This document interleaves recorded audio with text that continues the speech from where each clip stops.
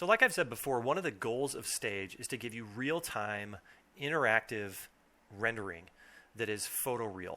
And we do that with lighting, we do that with textures, we do that with all kinds of things. But part of that is the camera system as well. The camera is basically mimicking a real-world camera. And so if I come in here and I change this, I can hit C on the keyboard or go up to here where I go to camera settings. And I can go to this panel here. Now, in this panel, when I'm tumbling around, you can see what it's doing is it's actually changing the view angle, the pitch. If I zoom in, it's changing the distance. And also, it's changing, I have autofocus on, and it's changing this focal offset. And that's because right in the middle, it's basically shooting a test ray out, and whatever it hits, it focuses on. Okay? So I can turn that off and on if I want to. I can even show the focal plane here. So as I rotate, you can see how it's changing and changing the focal point of that.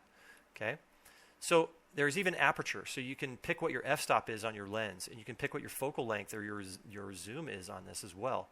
So this is really powerful when you're trying to kind of mimic what a real world camera does. For example, if you'll notice, I zoom in here, and because my f-stop is set at 2.8 and my my focal length is at 45 millimeters.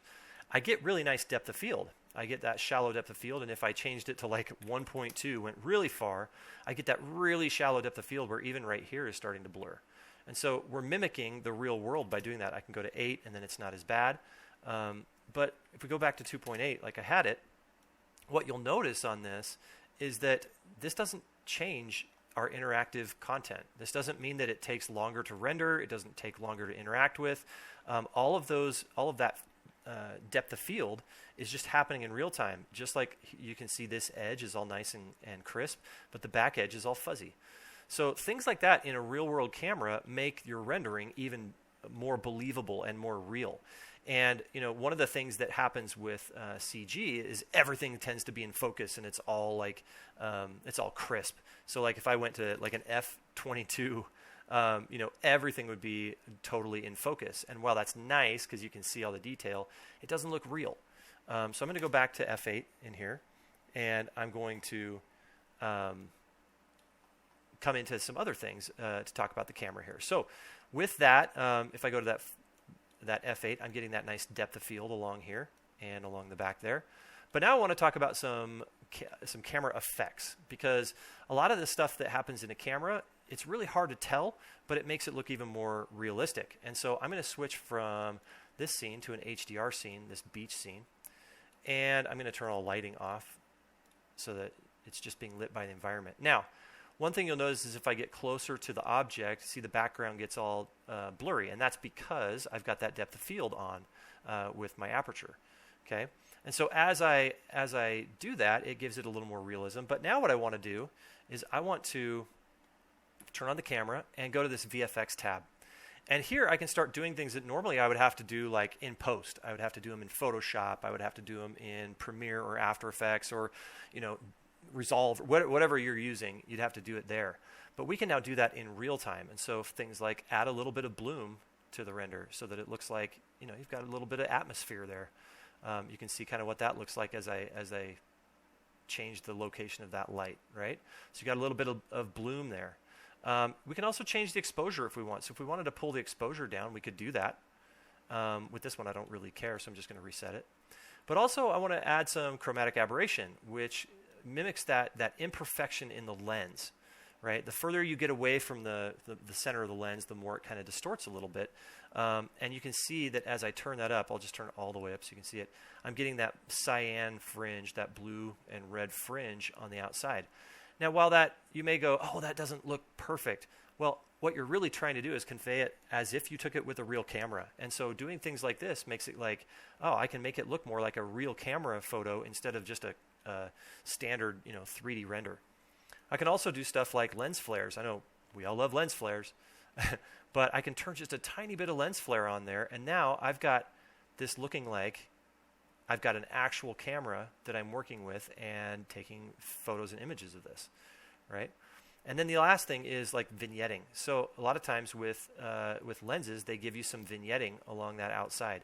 And so we can add that back in. So now it looks like you're actually taking a photo with a real world camera inside of stage, and that helps a lot for realism when it comes to showcasing this to other groups, or trying to make it look as real as possible.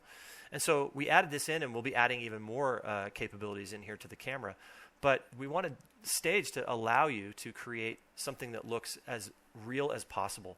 And so if I go away from this scene and I go back to that sweep scene, and I turn on some lighting, we'll go back to this, you'll notice that I'll come into the camera. You can't notice it as much here because obviously I don't have lens flares and things like that in here, right? But I still have that vignetting right here, and I still have that chromatic aberration where I can turn that on and off, and you can kind of see what that does on the outside as well. So it's not just about HDR, it's just about creating a more realistic render and not having to worry about compositing that later. You can do all of that just inside of stage, and that works with your rendering. So that's kind of some extra camera settings and the way that you can use the camera. Now, there's one last thing here for the camera that I wanted to show is the aspect ratio. Let's say I want to render a 1:1 render, and I want to set a camera preset so that it works with that 1:1 render. If I try to set my preset like this, and I'm going to come in here and I'll call it 1 to 1 or 1 to 1. There we go. Okay, and I'm going to say set. The difference is that this is based on a 16:9 viewport. And so if I switch to a 1:1, that's actually what it's going to render, which is not what I want. I want it to render the full height of that in that 1:1. So what I really need to do is turn on that 1:1 ratio, right? And then move this in and now say set. And now when I switch back to the viewport, you'll notice it gets bigger, and that's because it's looking at this width as the framing for what it did for the camera. So now if I come out here and I tumble around and I say apply, it takes me back to that, and I can go back to a 1:1 and it fits correctly. So this is more for visualization purposes to make sure that your camera setup is correct. Then it won't render with that. The other thing is, and we'll get into this in rendering in just a minute, but in my render settings, I have my still set at 1920 by 1080 and my movie set at 1920 by 1080. If I change that in my render settings, it will change and match these here. So let's say I go into my render settings. I'm just going to do that really quick. And I change this to 1280 by 720 and then close it. If I come in here, or if I close that camera and I come back, you'll notice that now it says 1280 by 720. And that way, I can mimic what that 1280 by 720 will look like. Okay. So once again, if I go to my render preset and I pick 1920 by 1080, close that, close this, come back into it, that still now says 1920 by 1080, like that. Okay. So that's what that is used for. And so that camera panel is very useful for really kind of fine-tuning your render and your look and all of that.